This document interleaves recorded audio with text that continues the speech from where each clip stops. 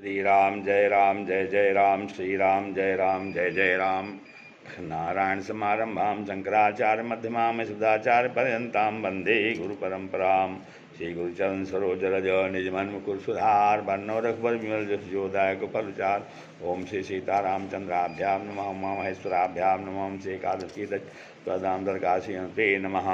सत्संग के क्रम में आज जो है श्रीमद् भागवत कथा से गोकर्ण जी का उपाख्यान है। सूत जी कहते हैं, अथ वैष्णव चित्तेषु दृष्ट्वा भक्तिम् अलौकिकीं निजलोकं परित्यज्य भगवान भगवत्सलः भक्तवत्सलः। सूत जी कहते हैं, मुनिवार नारद जी, उस समय अपने भक्तों के चित्त में अलौकिक भक्ति का प्रादुर्भाव हुआ। देख, भक्तवत्सल श्री भगवान अपना धाम छोड़कर वहाँ पधारे और उनके गले में वनमाला शोभा पा रही थी। श्री अंग सजलधर जलधर के समान श्याम वर्ण था। उनका उस पर मनोहर पीताम्बर सुशोभित था। कड़ी प्रदेश का धनी की लड़ियों से सुसज्जित था। सिर पर मुकुट की लटक और कानों में कुंडलों की झलक देखते ही बनती थी। ये त्रिभंग ललित भाव से खड़े हुए चित्त को चुराए लेते हैं। वक्षस्थल पर कस्तूरमणि दमक रही थी। सारा श्रीअंग हरिचंदन से चर्चित था। उस रूप की शोभा क्या कहें, उसने तो मानो करोड़ों कामदेवों की रूप माधुरी छीन ली थी। वे परमानंद विचिन मूर्ति मधुराति मधुर मुरलीधर ऐसी अनुपम छवि से अपने भक्तों के निर्मल चित्तों में आविर्भूत हुए।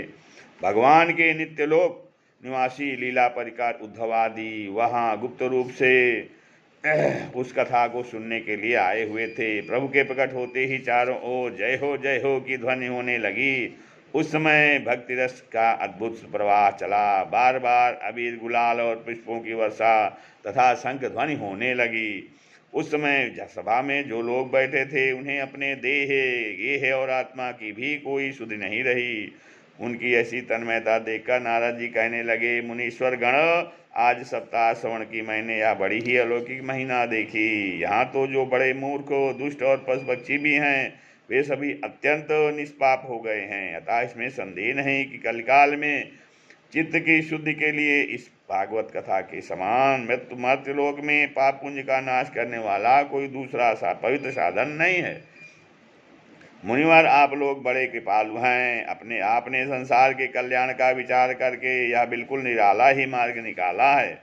आप कृपया यह तो बताइए कि इस कथारूप सप्ताह यज्ञ के द्वारा संसार में कौन कौन लोग पवित्र हो जाते हैं। आप सनकादि कहते हैं, ये मानवा पाप के तस्तु सर्वदा सदा दुराचार रता विमार्गगाः क्रोधाग्निदग्धाः कुटिलाश्च कामिनः सप्ताह यज्ञेन कलो पुनन्ति ते सत्येन हीना पितृमातृदूषका तृष्णाकुलाश्चाश्रम धर्मवर्जिता हेदाम्बिका मत्सरिणोऽपि हिंसका सप्ताह यज्ञेन कलो पुनन्ति ते।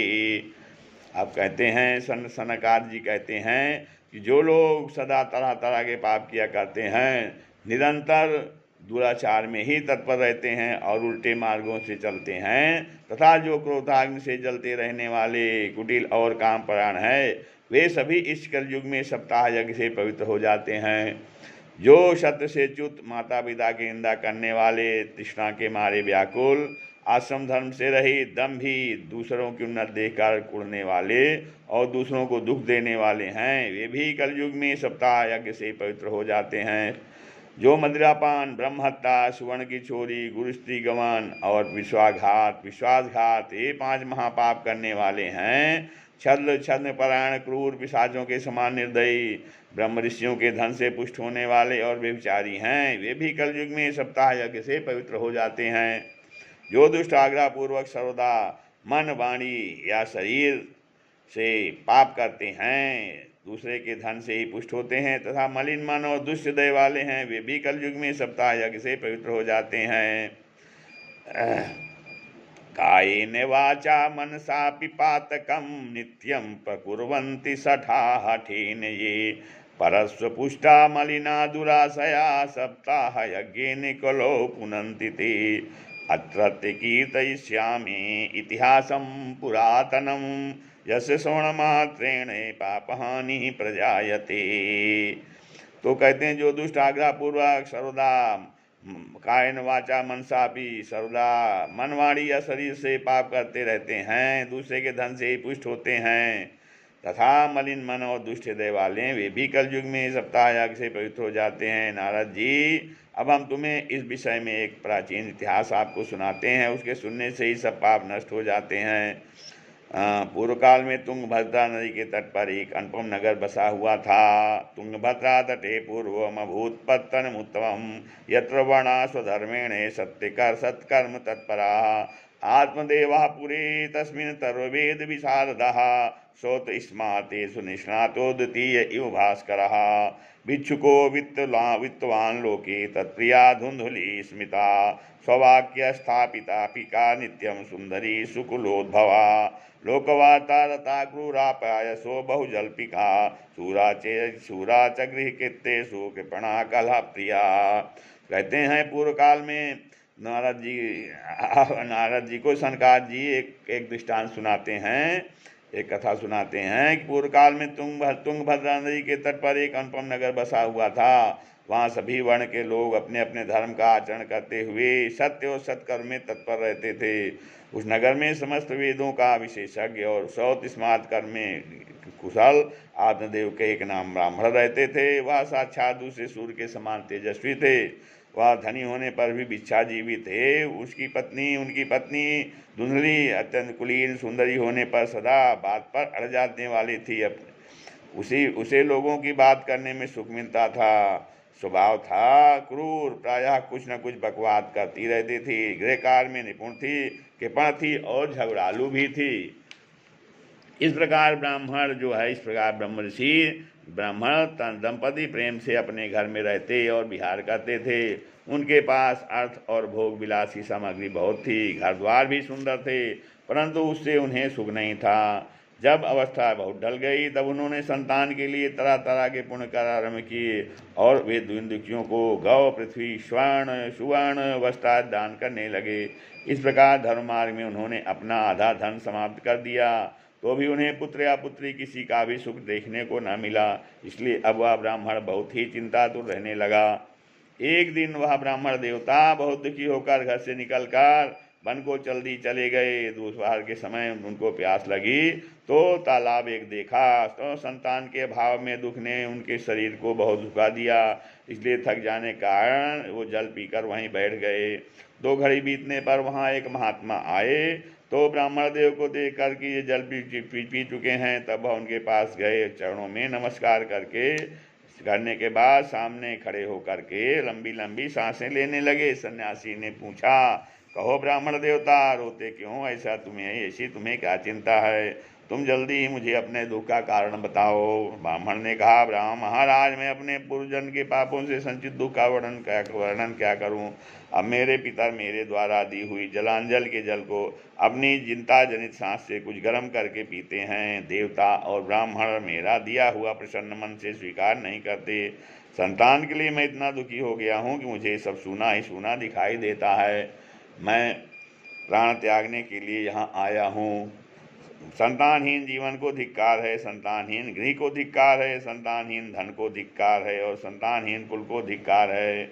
धिग जीवितम प्रजाहीनम धिग गृहम चा प्रजाम बिना धिग धनम चा निपत्य से धिग कुलम संततिम बिना पाल्यते या मया धेनु सा वंध्या सर्वथा भवेत यो मया रोपितो वृक्षा सोपि वंध्यत्वम आश्रयेत। और कहते हैं, मैं जिस गाय को पालता हूँ वह भी सर्वथा बांझ हो जाती है। जो पेड़ लगाता हूँ उस पर भी फल फूल नहीं उगते हैं।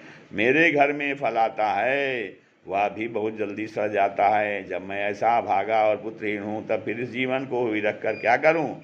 यह कहकर ब्राह्मण ने दुख से व्याकुल हो सन्यासी महात्मा के सामने फूट फूट कर रोने लगे। तब उन व्यक्तिवर के हृदय में बड़ी करुणा उत्पन्न हुई। वे योगनिष्ठ थे। उन्होंने उसके ललाट की रेखाएं देखकर सारा वृत्तांत जान लिया और फिर उसे विस्तार पूर्वक कहने लगे। सन्यासी ने कहा, ब्राह्मण देवता, इस प्रजा प्राप्ति का मोह त्याग दो। कर्म की गति प्रबल है। विवेक का आश्रय लेकर संसार की वासना छोड़ दो।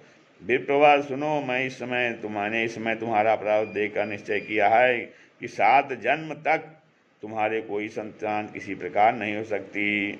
पूर्व काल में राजा सगर और एवं अंग को संतान के कारण दुख भोगना पड़ा था। ब्राह्मण, अब तुम कुटुंब की आशा छोड़ के दो, संन्यास में ही सब प्रकार का सुख है। ब्राह्मण ने कहा, महात्मा जी, विवेक से मेरा क्या होगा, मुझे तो बलपूर्वक पुत्र दीजिए, नहीं तो मैं आपके सामने ही शोक मूर्छित होकर अपने प्राण त्याग दूंगा, जिससे मैं पुत्र पुत्री आदि का सुख नहीं है। ऐसा संसार संन्यास तो सर्वथा नीरस ही है। लोक में सरस्तो पुत्र पौत्राद से भरा पूरा गृहस्थाश्रम ही है। ब्राह्मण का ऐसा आग्रह देखकर उन तपोधन ने कहा, विधाता के लेख को मिटाने का हक करने से राजा चित्रकेतु को बड़ा कष्ट मिला था।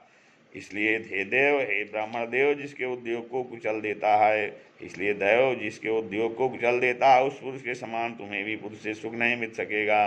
तुमने तो बड़ा हट पकड़ रखा है और अतिथि के रूप में तुम मेरे सामने उपस्थित हो, ऐसी दशा में मैं तुमसे क्या कहूँ। जब महात्मा ने देखा कि यह किसी प्रकार अपना आग्रह नहीं छोड़ता, तब उन्होंने उसे एक फल देकर कहा, इसे तुम अपनी पत्नी को खिला देना, इससे उसके एक पुत्र होगा। तुम्हारी स्त्री को 1 साल तक सत्य, शौच, दया, दान और एक समय एक ही अन्न खाने का नियम रखना चाहिए। यदि वह ऐसा करेगी तो बालक बहुत शुद्ध स्वभाव वाला होगा। यूँ कहकर वे योगराज चले गए और ब्राह्मण अपने घर लौट आया। वहाँ आकर उसने वह फल अपनी स्त्री के हाथ में दे दिया और स्वयं कहीं चला गया। उसकी स्त्री तो कुटिल स्वभाव की थी। वह रो रो कर अपनी एक सखी से कहने लगी, सखी, मुझे तो बड़ी चिंता हो गई है, मैं तो यह फल नहीं खाऊंगी। फल खाने से गर्भ रहेगा और गर्भ से पेट बढ़ जाएगा, फिर कुछ खाना खाया पिया जाएगा नहीं, इससे मेरी शक्ति क्षीण हो जाएगी। तब बता, कहीं गांव में डाकुओं का आक्रमण हो गया तो गर्भिणी स्त्री कैसे भागेगी। यदि सुखदेव जी की तरह या गर्भ भी पेट में रह गया तो इसे बाहर कैसे निकाला जाएगा। और कहीं प्रसव काल के समय वह टेढ़ा हो गया तो प्राणों से ही हाथ धोना पड़ेगा। जो भी प्रसव के समय बड़ी भयंकर पीड़ा होती है, मैं सुकुमारी भला यह सब कैसे सह सकूंगी। मैं जो दुर्बल पड़ जाऊंगी, तब ननंद रानी आकर घर का सब माल मत्ता समेट ले जाएंगी और मुझसे ही तो सत्य शौच आदि नियमों का पालन होना भी कठिन ही जान पड़ता है। जो स्त्री बच्चा जन्मती है, उसे उस बच्चे के लालन पालन में भी बड़ा कष्ट होता है। मेरे विचार से बंध्या या विधवा स्त्रियाँ ही सुखी हैं। मन में ऐसे ही तरह तरह कुतर्क उठने से उसने वह फल नहीं खाया। और जब उसके पति ने पूछा, फल खा लिया, तो उसने कह दिया, हाँ खा लिया। एक दिन उसकी बहन अपने आप ही उसके पास घर आई। तब उसने अपनी बहन को सारा वृत्तांत सुनाकर कहा, मेरे मन में इसकी बड़ी चिंता है, मैं इस दुख के कारण दिनों दिन दुबली हो रही हूँ। बहन ने कहा, मैं क्या करूँ। बहन ने कहा, तेरे पेट में बच्चा है, प्रसव होने पर वह बच्चा बालक मैं तुझे दे दूँगी। तब तक तू गर्भवती के समान घर में गुप्त रूप से सुख से रह। तू मेरे पति को कुछ धन दे देगी तो वे मुझे अपना बालक दे देंगे, तुझे अपना बालक दे देंगे। हम ऐसी युक्त करेंगी कि जिसमें सब लोग यही कहें कि इसका बालक 6 महीने का होकर मर गया और मैं नित्य पर तेरे घर आकर उस बालक का पालन पोषण करती रहूँगी। तो इस समय इसकी जांच करने के लिए यह फल गौ को खिला दे। ब्राह्मणी ने स्त्री स्वभाव जो उसकी बहन ने कहा था वैसा ही सब किया। इसके पश्चात समय अनुसार जब उस स्त्री के पुत्र हुआ, तब उसके पिता ने चुपचाप लाकर उसे धुंधुली को दे दिया और उसने आप देव को सूचना दे दी कि मेरे सुखपूर्वक बालक हो गया है।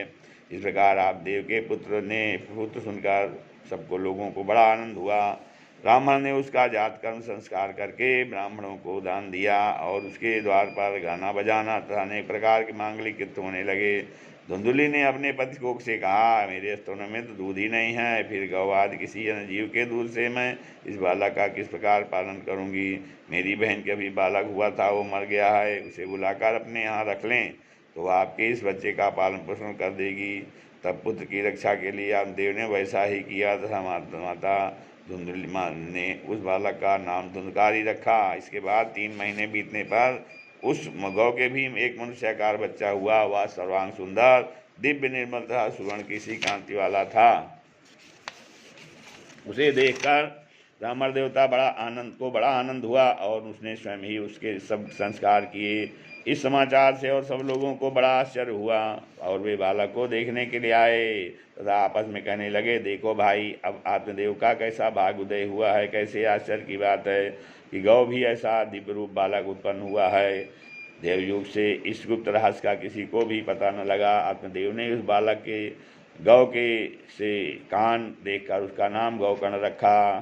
कुछ काल बीतने पर वे दोनों बालक जवान हो गए। उनमें गौकर्ण तो बड़ा पंडित और ज्ञानी हुआ, किंतु धुंधकारी बड़ा ही दुष्ट निकला।